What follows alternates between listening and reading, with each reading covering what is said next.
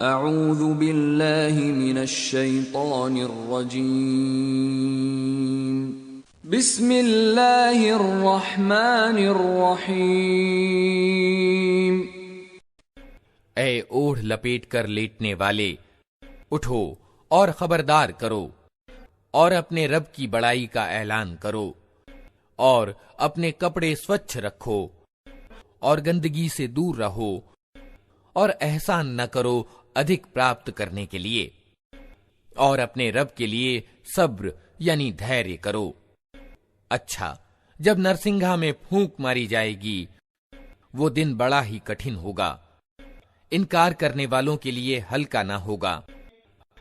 छोड़ दो मुझे और उस व्यक्ति को जिसे मैंने अकेला पैदा किया, बहुत सा धन उसको दिया, उसके साथ उपस्थित रहने वाले बेटे दिए और उसके लिए रियासत का मार्ग प्रशस्त किया।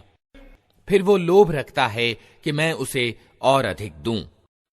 कदापि नहीं, वो हमारी आयतों से वैर रखता है। मैं तो उसे शीघ्र एक कठिन चढ़ाई चढ़वाऊंगा।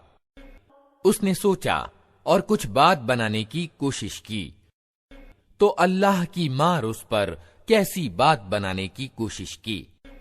हाँ, अल्लाह की मार उस पर कैसी बात बनाने की कोशिश की। फिर लोगों की ओर देखा, फिर पेशानी सिकोड़ी और मुंह बनाया, फिर पलटा और घमंड में पड़ गया। अंततः बोला कि ये कुछ नहीं मगर एक जादू जो पहले से चला आ रहा है। ये तो एक मानवीय वाणी है, शीघ्र ही मैं उसे नरक में झोंक दूंगा।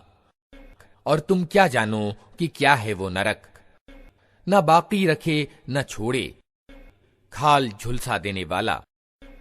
19 कार्यकर्ता उस पर नियुक्त हैं।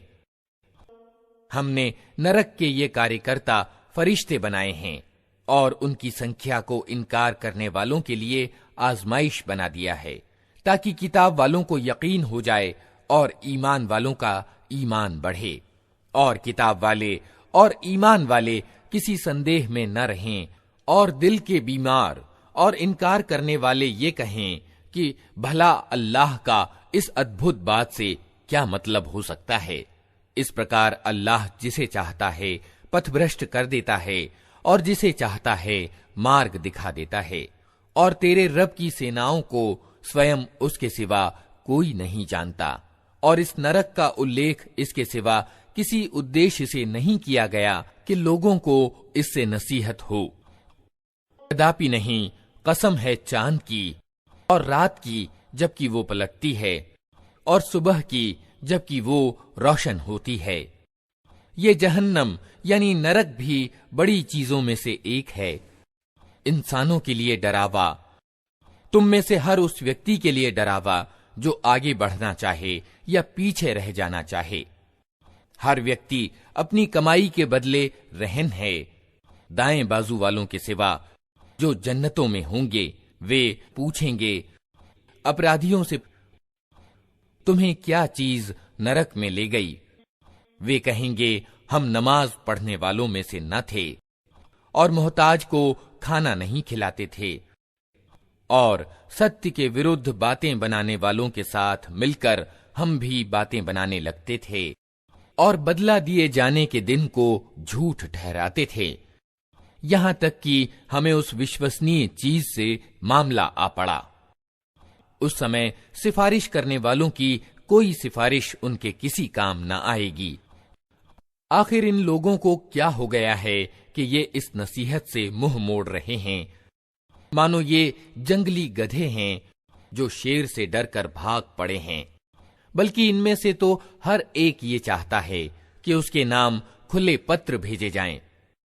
कदापि नहीं, असल बात यह है कि ये आखिरत यानी परलोक का डर नहीं रखते। कदापि नहीं, ये तो एक नसीहत है।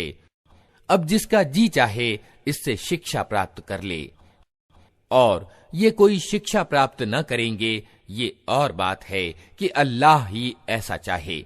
वो इसका हकदार है कि उसका डर रखा जाए, और वो इस योग्य है कि डर रखने वालों को क्षमा कर दे।